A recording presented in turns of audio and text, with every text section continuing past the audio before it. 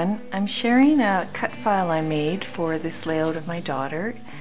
She graduated in May and is headed to university this fall. And I cut it from Basel Basics foil board. Look at the shine. I'm trying to catch the shine. It's really hard on camera.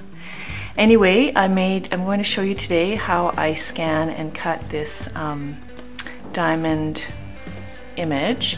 And I also, from the foil, cut out this shine title. So I'm really excited about it actually, because check this out. This is the cutout inside pieces of the diamond, but look at this. Oh, that's my dog and a very large antler.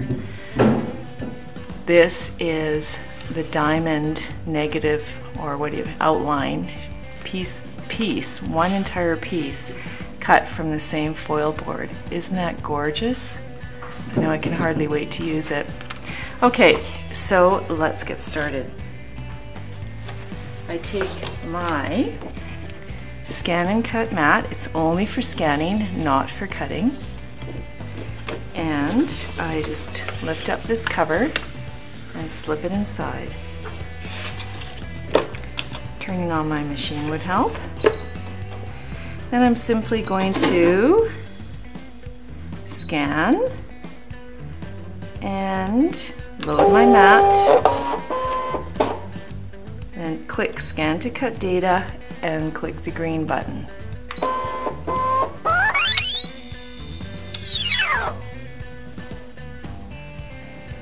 And now I'll zoom in. All right, there's my diamond shape, my file. And I'm going to choose this second choice here in outline, the outline or the lines. I'm going to choose this outline pattern, and I get the inside and outside lines outline, and I click Save, and I'm going to save it to my USB and click OK. And that's all there's to it.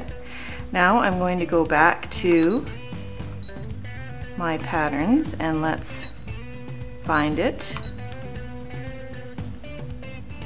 Here we go, looking for it, and there it is. And I'll click OK. Now before I touch it, it might be, it's all in one piece. Okay, that's good, because sometimes it's, when you click other ones, it's not in one piece. And let's just zoom in to see what we have here. So you can see that the inside and outside, and look how thin those lines are. Now, of course, I recommend, like this diamond that I cut out it is about 6 inches wide, and I recommend that you don't get any much smaller than that, because these lines are already very narrow. Okay. And then basically I just loaded up the foil board on my cutting mat. Now I thought today I'd give you a peek at one of my cutting mats. This is a mat I've used time and again, and you'll see why. So if you're wondering what if your mat looks horrible like mine, and look, I've got lots of cut marks, some errors. I didn't even tape this over with duct tape like some people do. And I still cut and cut and cut and cut and cut with it. Now, how do I keep my mat sticky?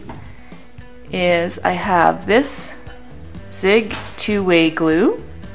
It's got a very broad tip. There's different kinds, and it has a broad tip.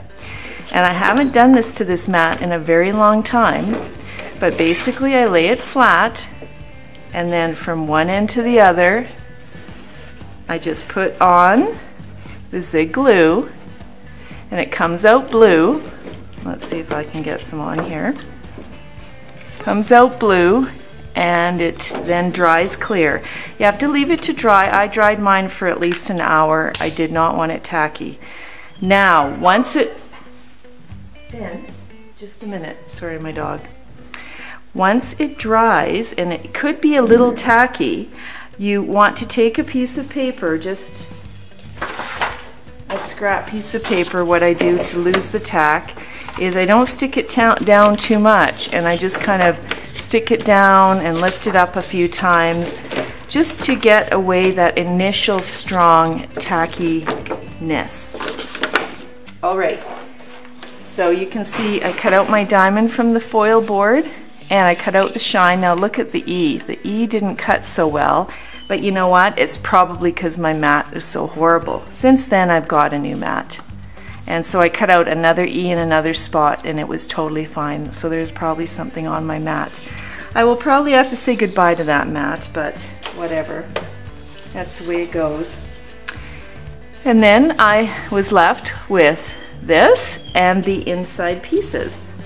So what I did with the inside pieces is I just basically put them down like a puzzle. I started with this one, and then lined it up, and I left the in-between cracks. There you go. So that's basically it. There is my layout, and thanks for watching.